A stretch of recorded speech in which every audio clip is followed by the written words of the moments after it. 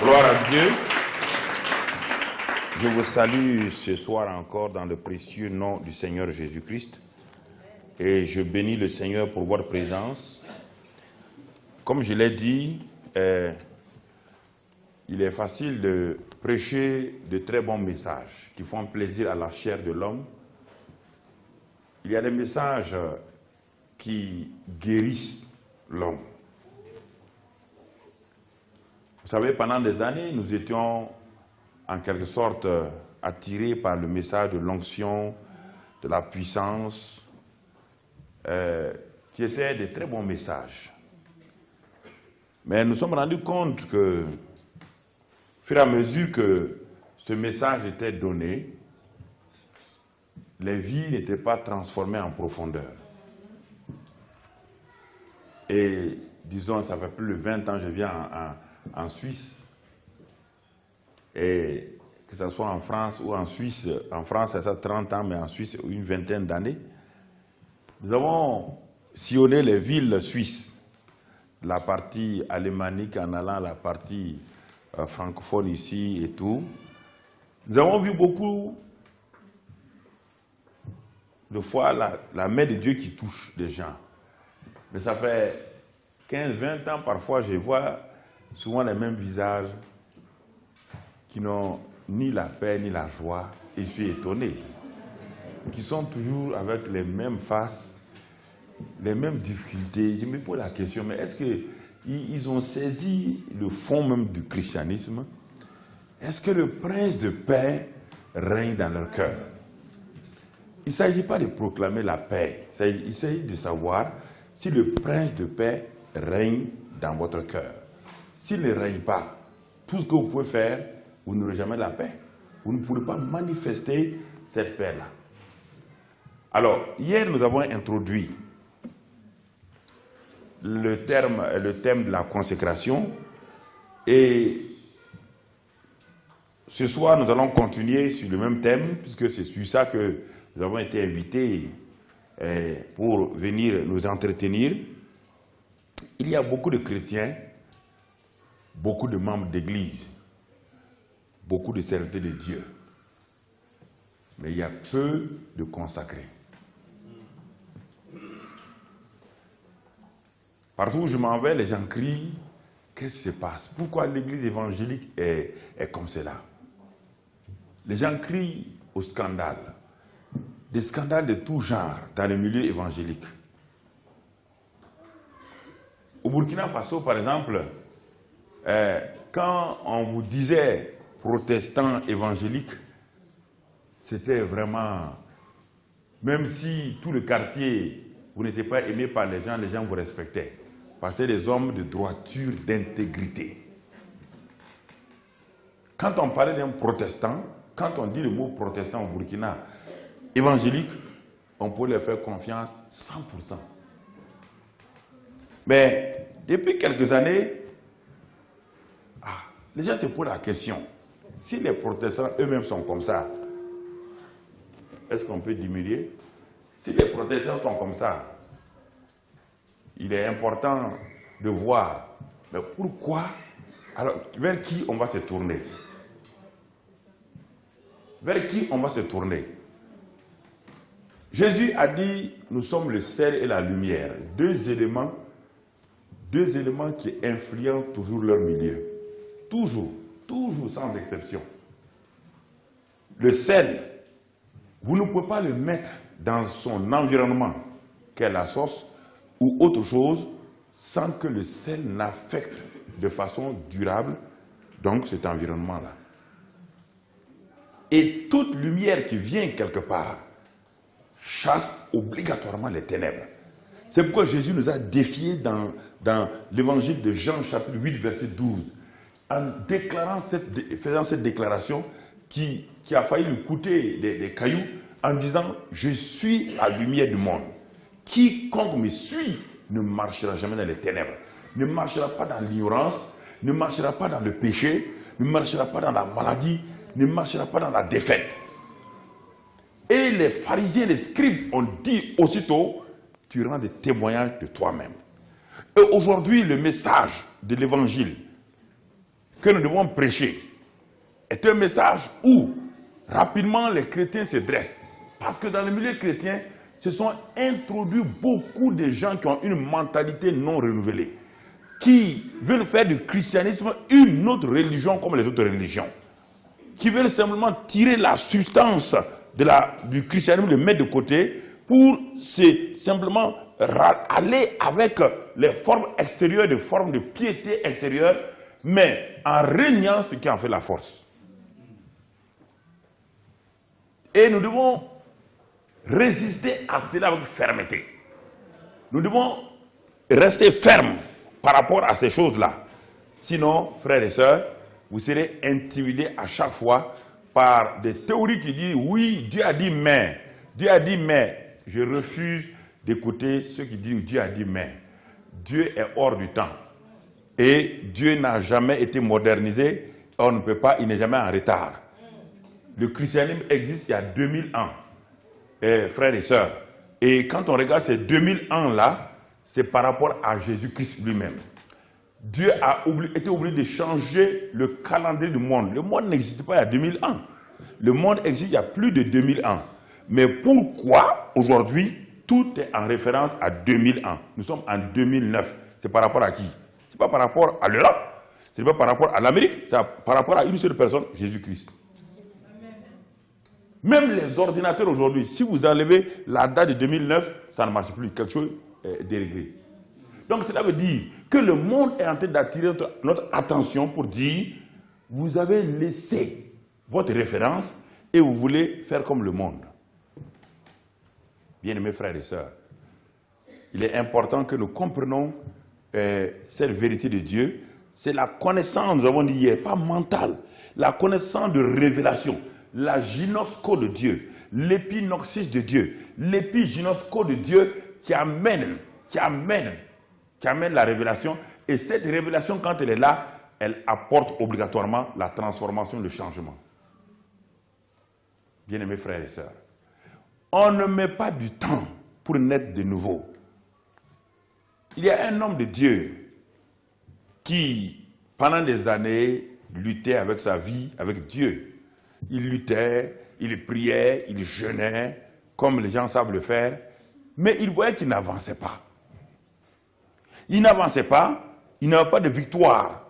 Et sur certains péchés, sur certaines mauvaises habitudes dans sa vie, il n'avait pas de victoire sur les circonstances, les épreuves. Chaque fois qu'il y avait des épreuves, il s'en plaignait, il était tourmenté par ces choses-là.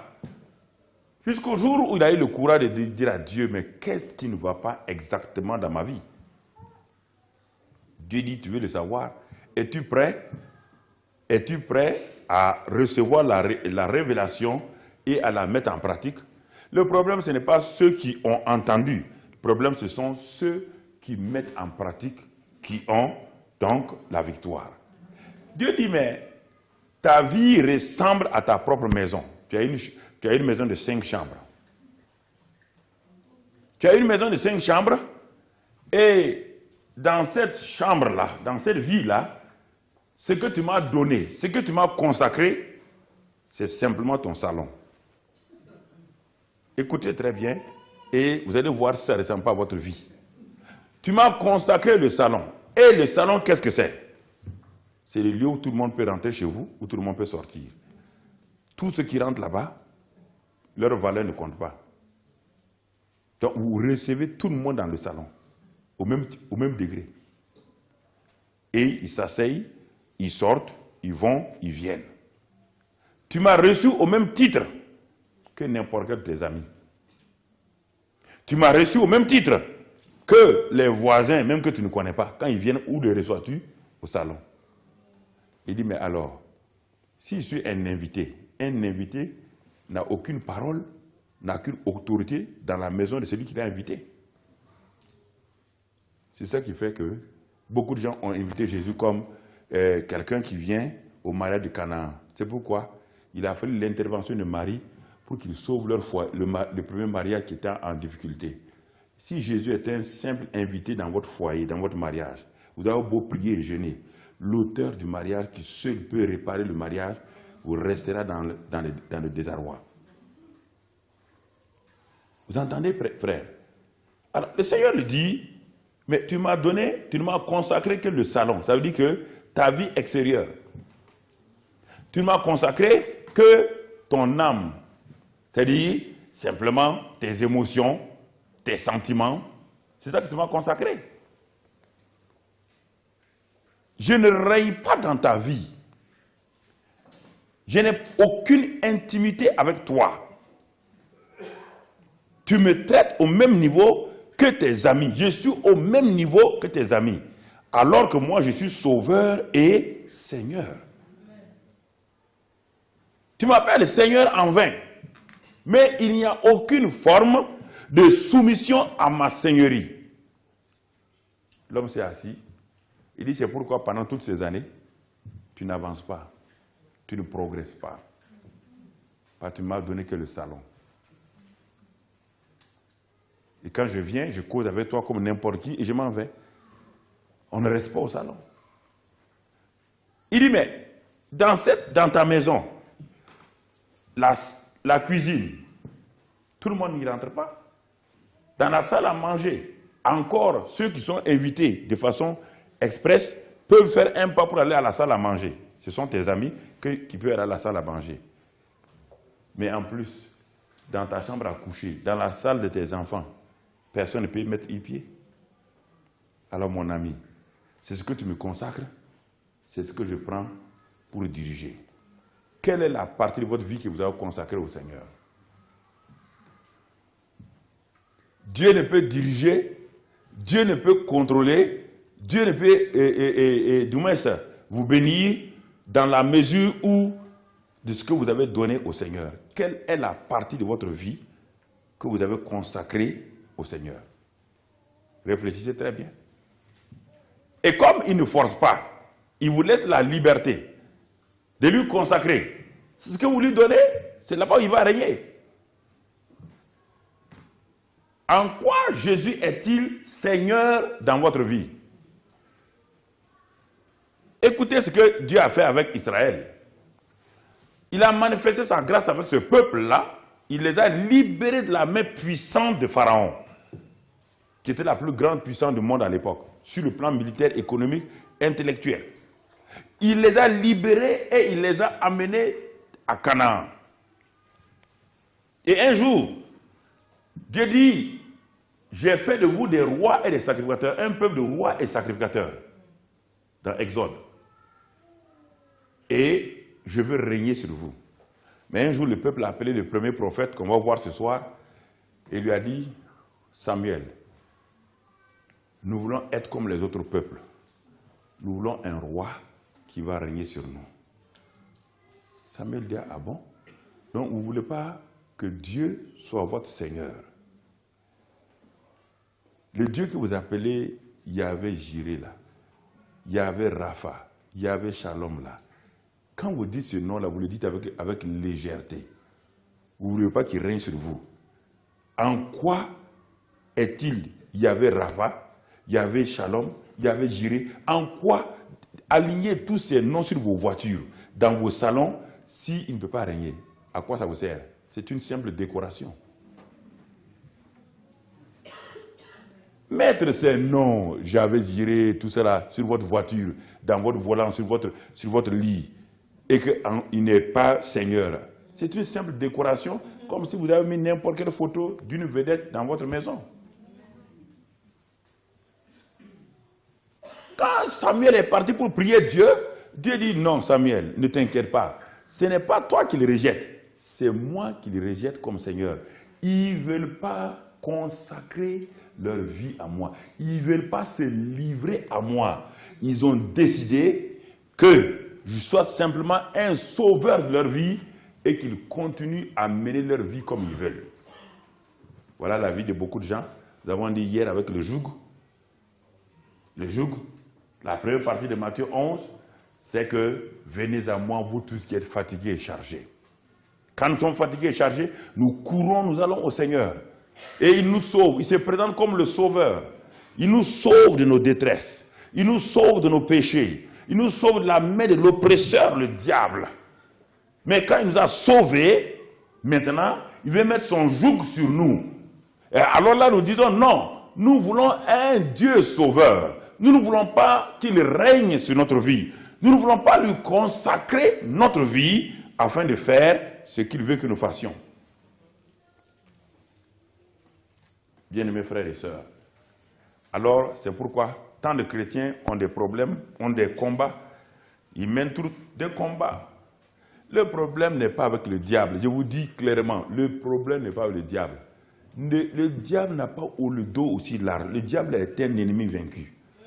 Le diable, écoutez frères, jeûner et prier quand vous êtes dans la désobéissance ne fait pas peur au diable. Jamais. Ne vous aventurez pas. Le diable n'a pas peur de ça. Quel combat vous menez? Combat tous les jours, matin, midi, soir. Si vous étiez obéissant seulement, vous êtes heureux. Amen. Un homme obéissant est heureux. Il n'a même pas besoin de combattre. Le diable va s'appuyer sur quoi? Jésus dit, l'ennemi vient, il n'a rien en moi. Mais l'ennemi viendra toujours s'il a quelque chose en toi. S'il a quelque chose en toi, tu vas le chasser comment? La seule chose dans l'ennemi, c'est qui lui appartient qui est en toi. C'est tout.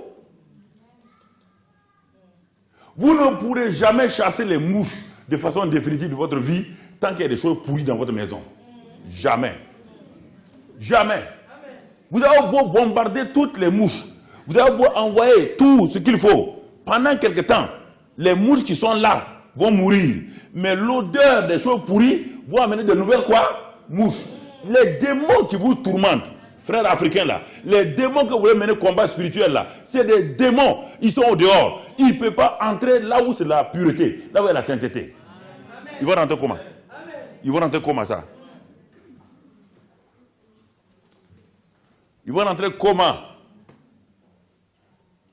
Mais si votre vie est une pourriture, si votre vie est un rassemblement des choses sales, des choses souillées, que vous le voulez ou pas, les mouches vont venir.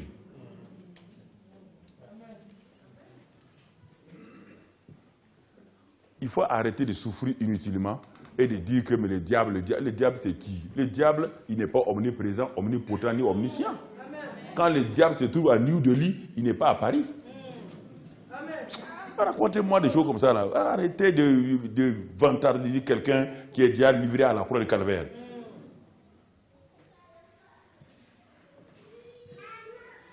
Il faut être responsable. Soyez responsable de votre vie. La Bible dit ne donnez pas accès à qui? Est-ce qu'on a dit le diable vient vous obliger? On dit n'ouvre pas la porte au refusez de pardonner, vous ouvre la porte au diable. Refusez de se réconcilier, ouvre la porte au diable. Même si tu jeûnes et pries, le diable va danser dans ta vie. Amen. Il va taper tous les tambours dans ta vie.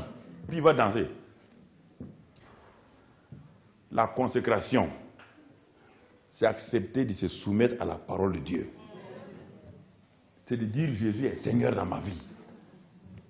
C'est ça la consécration. Frère, Jésus est Seigneur. Alors les portes sont fermées. Les portes sont fermées.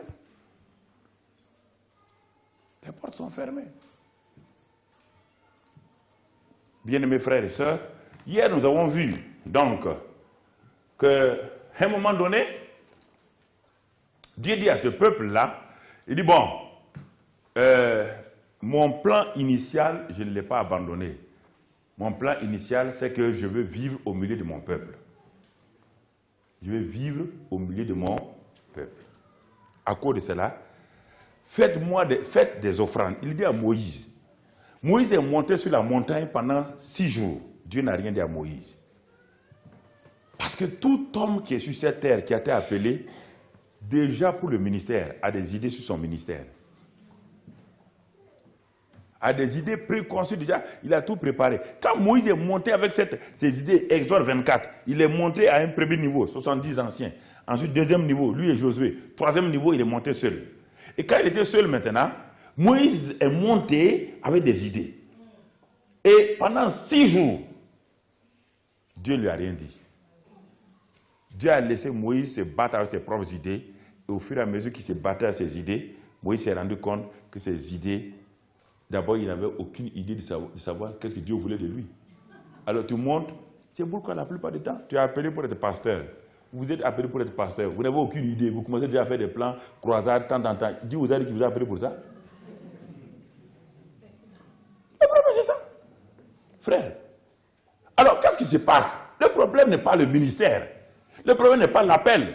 Le problème est d'entrer dans le plan de quelqu'un qui, avant la fondation du monde, vous a connu, vous a fait venir sur la terre pour exécuter les bonnes œuvres qu'il a déjà préparées d'avance afin que vous les pratiquiez. Ephésiens 2, verset 10. Dieu n'est pas en manque de programme pour vous prendre, vous et moi, avec des têtes rondes, pour lui imposer un programme pour faire ce qu'on veut faire. Non, messieurs et dames. Le ministère, c'est pas ça. Lisez-moi dans la Bible à qui Dieu a dit à un pasteur, un prophète, un apôtre, maintenant donne-moi ton programme, on va voir ce qu'on va faire. Lisez-moi dans la Bible. Lisez-moi dans la Bible. Si ça est là, moi je démissionne. Dieu n'a jamais dit ça à quelqu'un. Jamais. Il n'a jamais appelé quelqu'un. Quand il a appelé Paul, il a dit à Ananias, va l'appeler. Il dit à Ananias, dis à Paul, voilà le programme que j'ai préparé. Je vais l'envoyer près des rois des jours. Il va prêcher à mon nom. Dieu a déjà fini son programme. La seule chose, Dieu dit qu'il a préparé les bonnes œuvres afin que nous les pratiquions. Une autre fois, je veux parler des livres de Dieu. Tout le monde est braqué sur les livres de vie de l'agneau. Les livres de vie de l'agneau, c'est pour ceux qui sont sauvés. Mais et les livres des destins, c'est dans la Bible. Les livres des œuvres, c'est dans la Bible. Avant que tu viennes là, le livre des œuvres est là. Combien de gens vont mourir, aller au ciel, et leurs pages sont blanches. Ils n'ont jamais accompli même pas une ligne de ce que Dieu avait prévu pour eux. David vous le montre dans le psaume 139. Jérémie vous dit dans Jérémie 2. Tous ces passages, lisez dans les Isaïe, vous trouverez tous ces passages-là. Et David dit, avant qu'aucun de mes jours ne soit inscrit simplement dans le livre-là, tu me connaissais déjà. Et tu avais tout préparé pour que je fasse. Le livre de vie de l'agneau, ça c'est un homme qui est venu sur cette terre-là, qui a fait 35 ans, 40 ans sans connaître Dieu. Un jour, il rencontre Dieu, par la grâce de Dieu. Dieu a créé des circonstances, il devient chrétien. Ces jours-là, il est inscrit là-bas. Mais ce n'est pas ces jours-là que Dieu l'a connu. Avant la fondation du monde, Dieu te connaissait. Amen. Et Dieu dit à Jérémie, ne t'inquiète pas petit, tu n'as pas besoin d'inventer un programme. Avant que tu sois devant ta mère, je t'avais déjà établi prophète des nations. N'essaie pas de te fatiguer d'aller jeûner et prier. Le jeûne et la prière ne vont pas te révéler ton destin. Le jeûne et la prière vont te permettre d'entendre la voix de Dieu pour savoir ce qu'il a déjà préparé pour toi et entrer là-dedans, marcher. Ce n'est pas pendant ton jeûne et la prière que Dieu va inventer un programme pour toi. Quel est ce Dieu qui échoue comme ça là? Un Dieu va dire, ah, tu es sauvé maintenant, bon, on va voir. Bon, tu es sauvé, ta tête là est comme ça. Bon, toi, je vais voir quel programme te conviendra. Bon, ok. Bon, de temps en temps, tu vas aller ici, faire ça.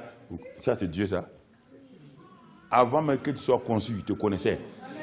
Le nombre de tes jours sur la terre, il les connaissait par détail. Prenez Dieu au sérieux, là. Il n'est pas votre professeur de physique-chimie, hein. Il n'est pas votre professeur assis quelque part de théologie en train de vous parler que si la création, c'est l'évolution, la théorie de l'évolution qui est... Dieu est Dieu. Amen. Ce sont des choses, frère. Parce que les gens n'ont plus le temps de lire la Bible. Ils n'ont plus le temps de s'asseoir jusqu'à ce que le Saint-Esprit le révèle. C'est pourquoi Dieu a fait rester Moïse pendant 6 jours sans lui parler.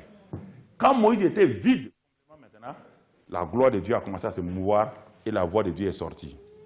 Là où il y a le Saint-Esprit, la voix de Dieu vient. On l'a vu à Jésus hier. Quand le Saint-Esprit est venu, qui a parlé? Quand le Saint-Esprit est venu sur Jésus, qui a parlé? Papa a parlé. Là où le Saint-Esprit transporte la voix du Père. Toujours.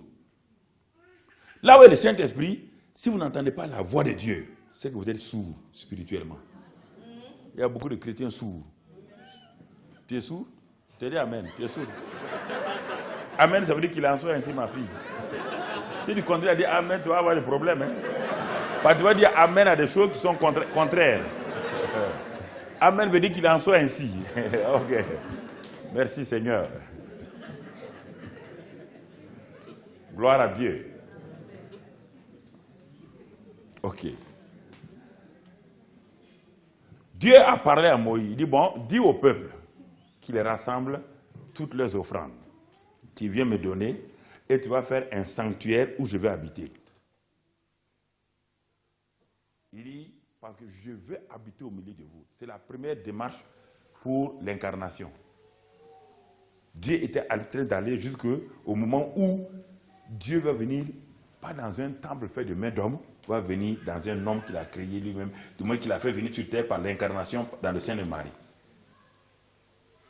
Et quand Moïse a fait cela, nous avons vu hier que dès que Moïse a fini, qu'est-ce que Dieu a fait? Première chose, Moïse a remis l'ouvrage à Dieu.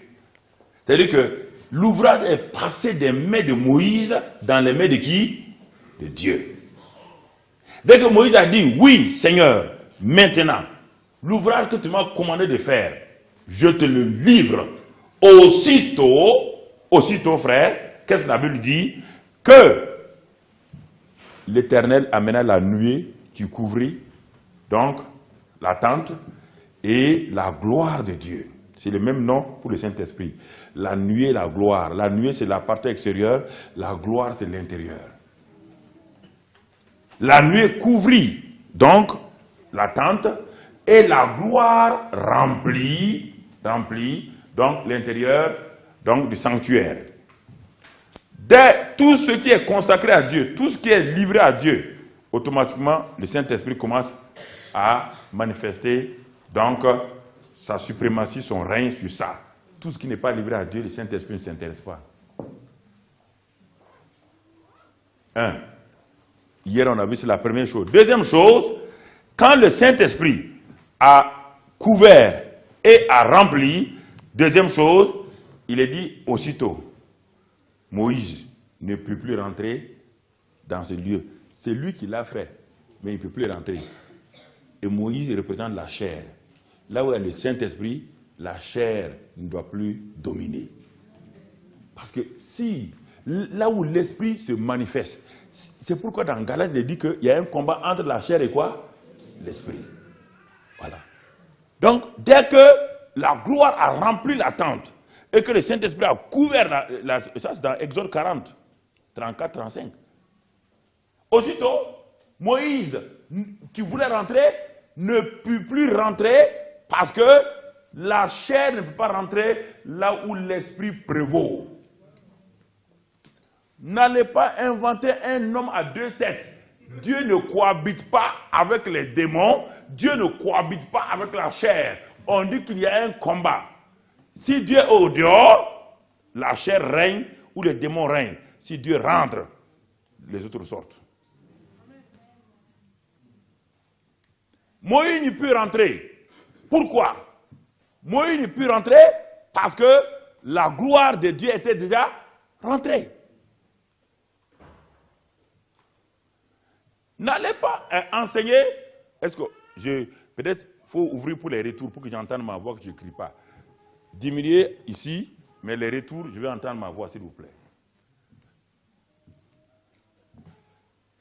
Écoutons très bien les choses, frères et sœurs. Il faut comprendre la Bible. Quand Dieu rentre quelque part et rempli, on ne peut plus mettre quelqu'un d'autre là-dedans.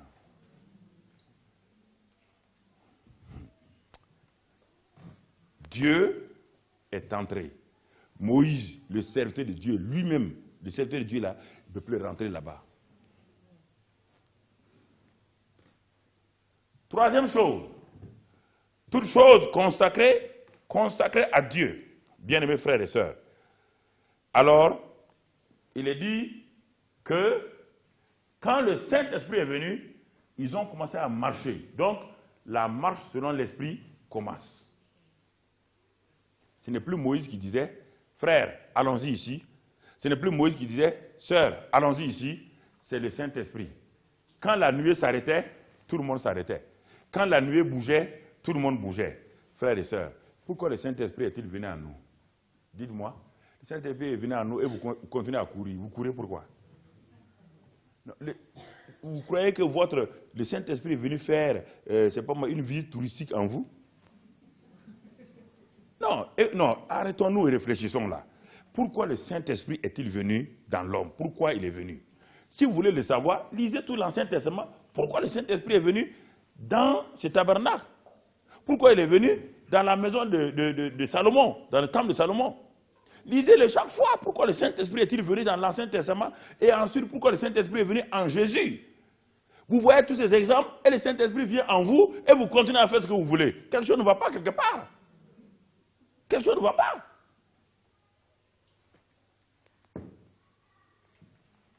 Au temps de Moïse, quand le Saint-Esprit est descendu, Moïse ne peut pas rentrer. Au temps de Salomon, quand il a prié, le Saint-Esprit est descendu et rempli, les Lévites sont sortis, Salomon est sorti.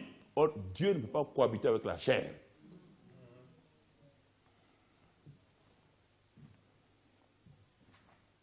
Il ne cohabitera jamais avec la chair. Bien-aimés frères et sœurs, jamais.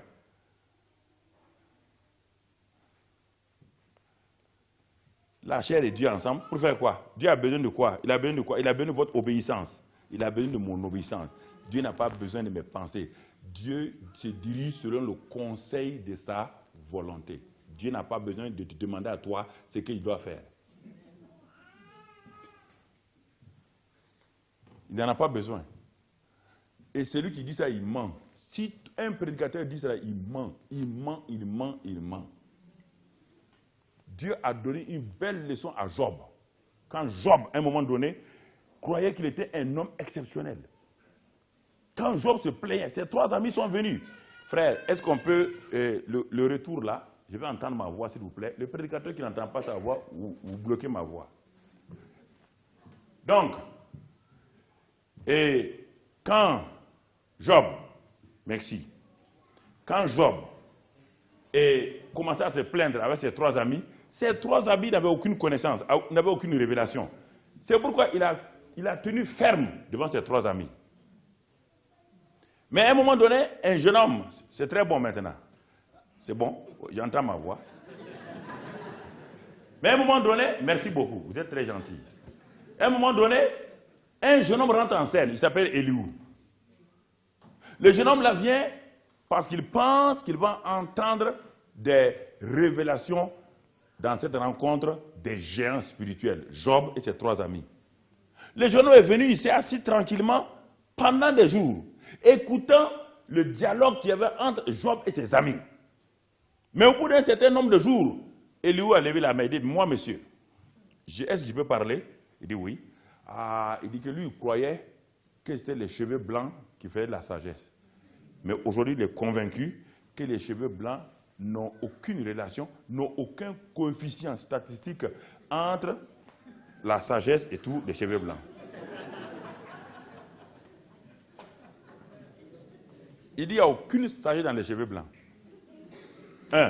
Deuxièmement, ils disent quoi? C'est l'Esprit de Dieu.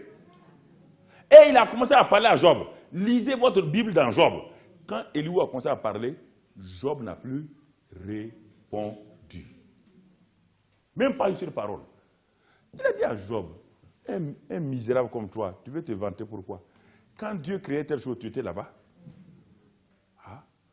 Dès que Eliou a fini, Dieu a pris la relève. Aussitôt, il a commencé à poser la question à Job. Job a dit, j'avais entendu parler de toi. Il dit, je me répands. Vous entendez? Non, il y a cette connaissance que les gens ont de Dieu, une connaissance qui est basée sur leur propre justice. Une connaissance qui est basée sur le fait que je ne mens pas, je ne bois pas. Non, cette connaissance-là, la loi peut le faire. Toutes les religions ont ça. Mon père n'était pas chrétien. Mais mon père, je l'ai dit encore, si mon père était là aujourd'hui, je le mets en face de beaucoup de pasteurs remplis du Saint-Esprit, j'allais choisir mon père. Il n'était pas né de nouveau, mais il était calme, doux, il était serviable. Il n'était jamais escroc, jamais. Comme des pasteurs remplis du Saint-Esprit qui escroquent les gens. Jamais. Non, non, non. Mon père, quand tu viens critiquer quelqu'un devant mon père, dès que tu t'assois, tu commences à dire, il se lève. Il était pauvre, hein? Il avait un caleçon. Il fait comme ça, puis il s'en va. Il te laisse avec tes affaires. Il refuse. Il refuse. Vous entendez? Donc, le fait d'avoir un bon caractère là, c'est pas ça le christianisme. Le jeune homme avait un bon caractère, le jeune riche. Quand il est venu à Jésus, il a obéi à tous les commandements sauf un. Il avait un bon caractère. Et même Jésus était étonné. Le fait de ne pas mentir, boire, c'est pas ça le christianisme. C'est la vie, la nature divine qui est en vous. C'est ça qui est important. Et si vous obéissez au Saint-Esprit. Tout le monde, il y a des gens plein, je connais des milliers de musulmans au Burkina qui ont plus de bon caractère que les chrétiens.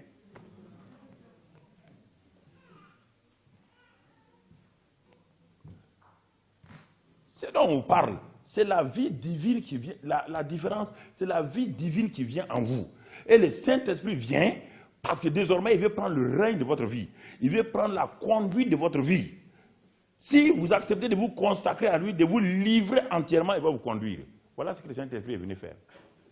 Il n'est pas venu cohabiter avec vous. Il n'est pas venu s'asseoir, toi tu fais comme ça, toi tu veux tirer le volant à gauche, lui tire à droite. C'est des accidents en permanence. Il n'est pas venu pour ça. Il n'est pas venu pour ça. Moïse a abandonné la place au Saint-Esprit. Il ne faisait rien sans le Saint-Esprit. Il ne conduisait pas le peuple sans le Saint-Esprit. Il a tout abandonné. Et devant les difficultés, le Saint-Esprit lui a donné une foi ferme. Devant la mer rouge, le Saint-Esprit a dit de ne pas avoir peur, de tendre simplement son bâton. Quand vous êtes soumis au Saint-Esprit, les problèmes les plus graves, les montagnes deviennent simplement, sont aplaties devant vous. Vous n'avez pas besoin d'aller jeûner et prier. Quand vous jeûnez et priez, c'est une communion avec Dieu. Vous n'allez pas essayer de corrompre Dieu avec votre jeûne et prière. Ce n'est pas aujourd'hui les gens jeûnent et prient pour corrompre Dieu. Ça, jamais. Quand vous jeûnez et priez, vous voulez connaître Dieu plus. Vous voulez entendre sa voix. Vous voulez que lui et vous, ils vous disent, est-ce que votre vie lui plaît?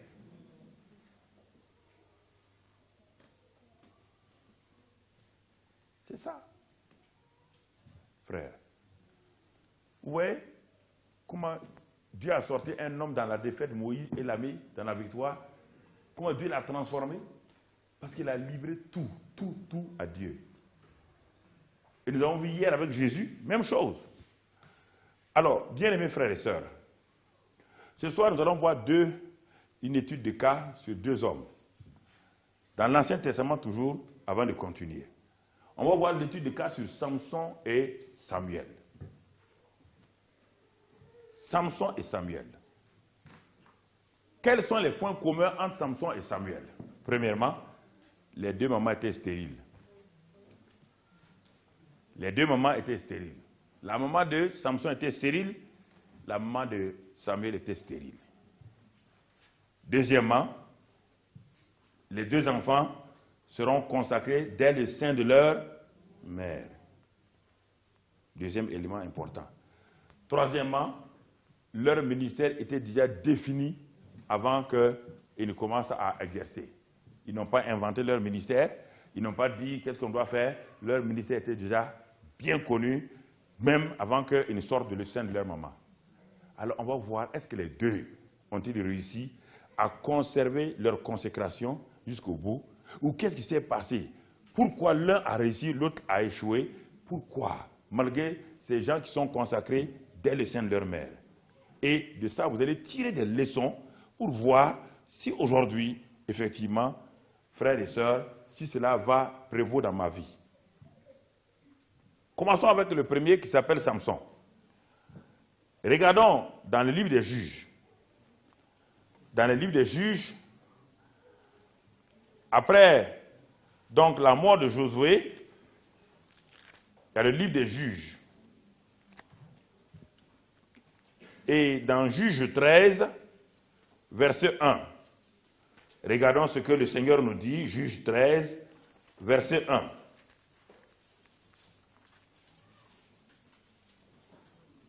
Les enfants d'Israël, si vous avez trouvé, nous lisons, les enfants d'Israël firent encore ce qui déplaît à l'Éternel, et l'Éternel les livra entre les mains des Philistins pendant 40 ans.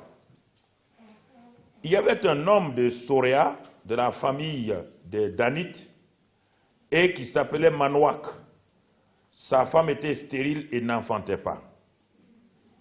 Un ange de l'Éternel apparut à la femme et lui dit, « Voici, tu es stérile et tu n'as point d'enfant. Tu deviendras enceinte et tu enfanteras un fils. Maintenant, prends bien garde. Ne bois ni vin ni liqueur forte et ne mange rien d'impur. Car tu vas devenir enceinte et tu enfanteras un fils. Le rasoir ne passera point sur sa tête, parce que cet enfant sera consacré à Dieu dès le ventre de sa mère. Et ce sera lui qui commencera à délivrer Israël de la main des Philistins. » Un programme si merveilleux. C'est qui montre qu'effectivement, votre destinée se trouve dans les mains de Dieu. Je ne parle pas du fatalisme, hein. Je parle de la destinée. Il y a deux mots. Le mot dessein, ça vient de Dieu. Le mot destin, ça c'est l'homme. Les desseins de l'Éternel sont exécutés sous forme de destinée humaine. Ça c'est important. Et qu'est-ce que la Bible nous montre ici? La Bible nous montre un couple qui est en difficulté. Et dans la même situation, Dieu aussi est en difficulté parce que son peuple est esclave depuis 40 ans, ils sont esclaves. Et Dieu envoie l'ange de l'Éternel qui vient à cette femme et lui parle. Dieu veut un libérateur. La femme veut un enfant. Parfois, votre besoin et les besoins de Dieu vont ensemble. Parfois, vous êtes préoccupé par votre besoin, alors que Dieu veut utiliser votre besoin pour satisfaire son besoin prioritaire. Si nous pensions cela très souvent, on allait avoir un exaucement rapide. Pourquoi vous voulez la bonne santé? C'est pour mieux sauter et courir. Dieu dit, ok, tu resteras comme ça, en attendant. Pourquoi veux-tu tel enfant? Non, avec ça, personne ne se moquera de moi. Non. La question n'est pas là. La question est de savoir, pourquoi tu veux telle chose? Pourquoi tu veux l'onction? Ah, pour que les gens sachent que moi aussi je suis puissant. Donc tu n'auras pas l'onction. C'est ça le problème. Dieu dit à cette femme, il dit, ma fille, tu seras enceinte. Tu enfanteras un fils. Mais n'oublie pas cet enfant-là. Dès ton sein, avant qu'il ne sorte. Je n'ai pas dit de l'amener le jour où il va naître pour aller à l'église qu'on prie. Hein. Je n'ai pas dit ça. Dès le sein, même avant que le sacrificateur sache qu'un enfant est là, dès ton sein, cet enfant m'est déjà consacré. Donc, il y a deux sortes de consécration qu'on va voir ce soir. La consécration établie par la volonté parfaite de Dieu et la consécration venant de vous-même pour vous donner à Dieu. Mais malgré tout cela, bien que Dieu ait voulu la consécration de Samson, l'homme qui est consacré peut mettre le plan de Dieu à terre. Dieu dit à la femme, ce n'est pas son mari qui lui a dit, ce n'est pas la femme qui a dit, donne-moi un enfant. Ça c'est le cas de Samuel. Ce n'est pas la femme qui a prié, donne-moi un enfant. C'est Dieu qui vient souverainement manifester sa souveraineté, selon le conseil de sa volonté à une femme, en lui disant, je te donne un enfant qui va satisfaire ton besoin, mais prends garde, cet enfant, je le veux pour moi, et c'est pourquoi il sera consacré dès ton sein. Et pour que tu ne le souilles pas, ne bois pas ni de vin, ni de liqueur enivrante, parce que normalement, ceux qui sont consacrés à Dieu dans l'Ancien Testament ne devaient pas boire eux-mêmes. Comme l'enfant est un enfant, il ne peut pas boire. On dit à la mère de ne pas boire. Pourquoi? Pourquoi cet enfant sera consacré? Il y a la consécration, il y a maintenant la mission du consacré. Quelle est la mission du consacré? La mission du consacré, Dieu dit ici, ce sera lui qui commencera à délivrer donc Israël de la main des Philistins. Quel est le signe de la consécration? Le rasoir ne passera point sur sa tête. 3 éléments importants. Signe de la consécration, ses cheveux doivent être toujours là. Et le rasoir ne passera jamais. Deuxièmement, maintenant, cet enfant sera consacré dès le sein de sa mère. Quelle est la mission qui lui a assignée? C'est de libérer son peuple du joug de l'ennemi. Si vous regardez aujourd'hui, c'est le même message pour les chrétiens. Même message pour les chrétiens. Et, bien-aimés frères et sœurs, quand nous regardons cela attentivement, nous allons voir, effectivement, en résumant tout cela, nous voyons maintenant que le temps va venir où l'enfant va naître. Et que quand ce temps est venu, qu'est-ce qui va se passer? Verset 24.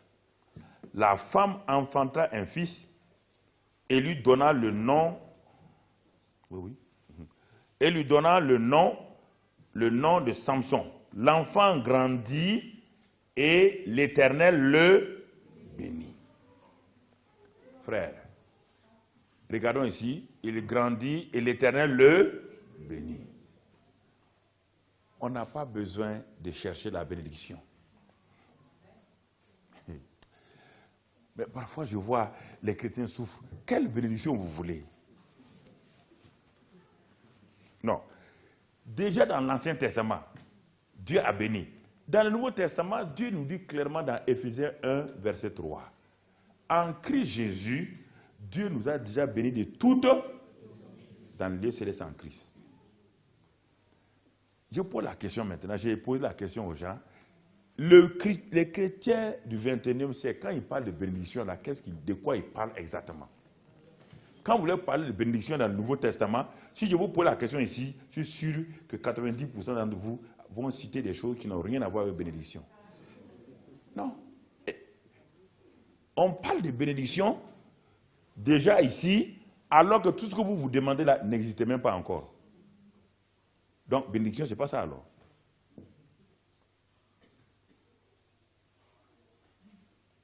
Qu'est-ce que vous appelez bénédiction? Le mot bénédiction est déjà là. Dieu dit, voici toutes les bénédictions que je répandrai sur vous. Ça, dans l'Ancien Testament. Alors que ces bénédictions que Dieu répand là, en ce temps, il n'y avait ni moto, ni voiture, ni villa. Alors, donc, si vous appelez bénédiction, moto, villa, donc il y a un mensonge quelque part. Dieu n'appelle pas ça bénédiction. Ah, pourquoi ça ne marche pas? Parce que vous prenez des choses que Dieu n'a jamais appelées bénédiction, vous les mettez à la place de bénédiction, alors que Dieu ne les a jamais appelées bénédiction. Dans la Bible, Dieu dit, il dit, cherchez premièrement le royaume de Dieu est là. Et quelle est la phrase qui suit? Il a dit quoi? C'est chose. Est-ce qu'il les appelle bénédiction? Toute une église basée sur ces choses-là, et on a même toute une église à dire ça c'est bénédiction. Voici pourquoi les gens sont fatigués. Toute une église où les gens viennent seulement, vous dites viens, il dit voiture, moto. Si tu vis, non, écoutez, la Bible dit, Jésus appelle ça c'est chose.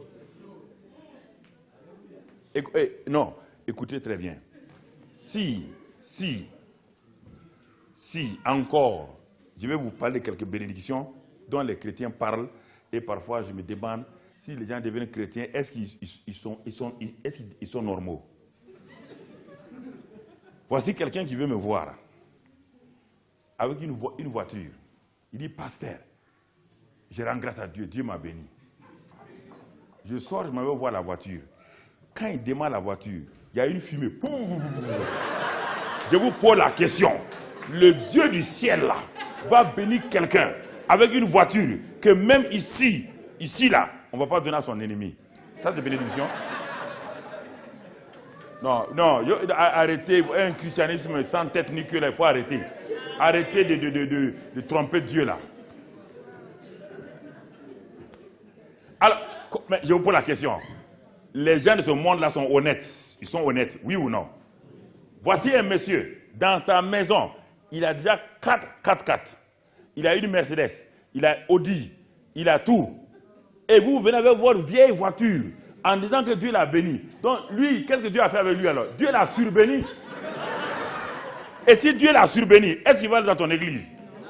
Si ton Dieu bénit les gens avec des vieilles voitures, lui il a déjà 4 voitures neuves. Il ne parle pas. Vous voyez, le monde, c'est pourquoi le monde rit des chrétiens. Le monde est intelligent. Le monde dit, mais vos chrétiens, là, ils sont bizarres. Comment Dieu va bénir quelqu'un? Comment moi-même je vais bénir mon enfant avec une vieille voiture comme ça? Vous appelez la bénédiction? Mais pourtant, quand vous êtes content, quand... Oh. Vous croyez, frère, ce que vous appelez bénédiction, c'est bénédiction? Non.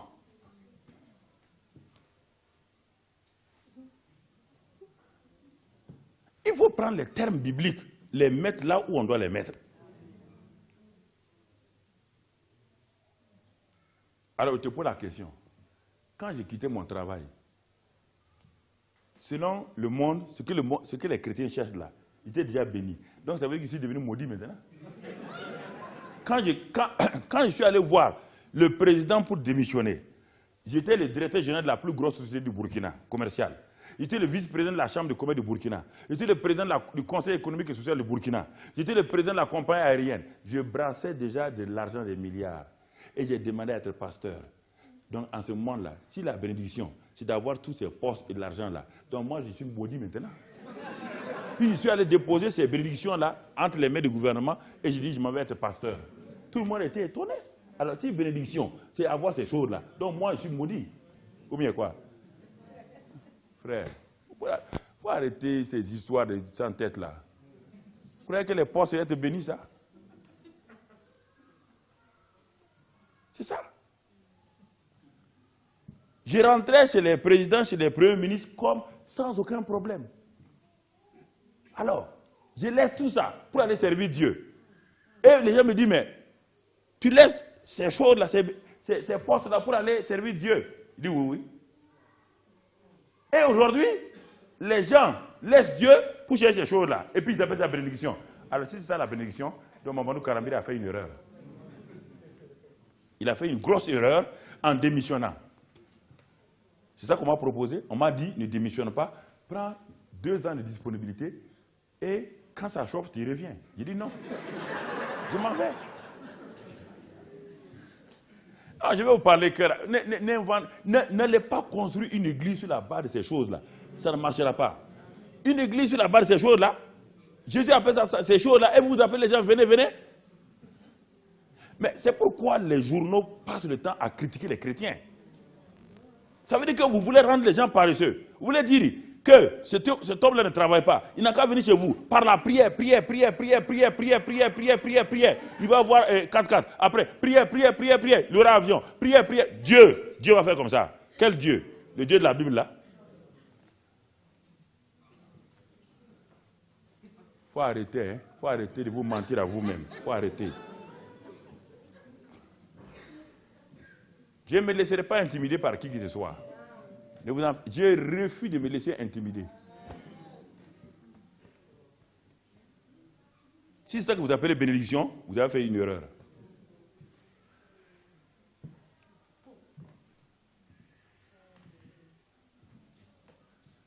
Alors bien, il dit ici, Dieu les bénit. Dieu les bénit. Quelle bénédiction, de quelle bénédiction on parle? Frère. Dieu a commencé, il a béni Samson. Dieu a béni Samson. Et Samson n'a pas de voiture. Samson n'a pas de vélo. Samson n'a pas une villa. Pourtant, il est béni. Ah. Il est béni.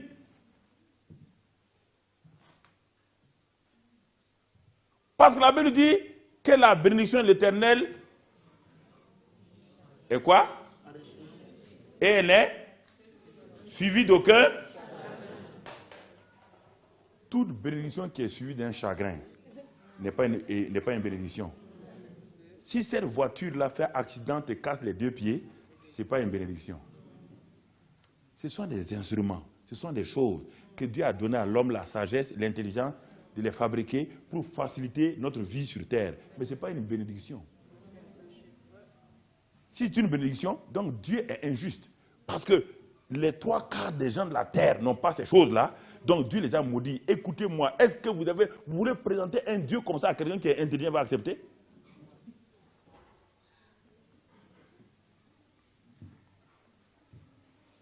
Vous allez accepter ça? Et c'est cette pensée, par exemple, qui est arrivée en Afrique, on dit que Dieu a maudit l'Afrique. Je défie encore quiconque qui veut dire que l'Afrique est maudite. Dans quel passage biblique on dit que l'Afrique est maudite? Montrez-moi ce passage-là. Je suis allé en Amérique l'autre jour, j'étais en Amérique au Canada. Je leur ai dit, je défie. Montrez-moi quel passage. D'abord, si c'est par rapport à Noé, Dieu n'a pas maudit Noé ni ses enfants. Parce que Noé et ses enfants étaient déjà bénis. Il a maudit le petit-fils. Et puis, il s'appelle Canaan. Est-ce qu'en Afrique, il y a un pays qui s'appelle Canaan? Canaan, c'est où? Canaan, c'est où? Non, mais je vous pose la question. Il a maudit qui? Canaan. Canaan, c'est où? C'est l'actuel Israël, non? C'est là où était l'Israël, non? Mais vous me regardez comme ça, là. Vous voulez faire semblant comme si vous ne comprenez pas. Vous comprenez très bien ce que je veux dire. Vous comprenez, vous êtes intelligent. Vous voulez vous taire. Pas vous voulez faire, vous voulez intimider les gens. La Bible dit Canaan. C'est ça qui a été maudit. Dieu a maudit Canaan. Il n'a pas maudit l'Afrique. Si Dieu maudit l'Afrique, quand Moïse avait des problèmes, il est parti où? Quand Jésus avait des problèmes, il est parti où? Mais tous ceux qui avaient des problèmes, ils sont allés où? Dieu va envoyer son enfant dans un pays maudit? Votre intelligence non renouvelée là, c'est ça qui vous crée des problèmes. Troisièmement, parmi tous les 5 continents, quel est le continent dont le sous-sol est le plus riche? Alors, pourquoi vous êtes pauvre? Manque de renouvellement de l'intelligence. Un point, c'est tout. Tous les métaux aujourd'hui viennent d'où? D'Afrique. Le bois, d'Afrique. Tout d'Afrique. Café, tout d'Afrique. Mais pourquoi les Africains sont pauvres? Il faut arrêter. Il faut comprendre la Bible. Il faut comprendre bien la Bible. Il ne faut pas aller accuser Dieu, mon frère. Il faut accuser Dieu.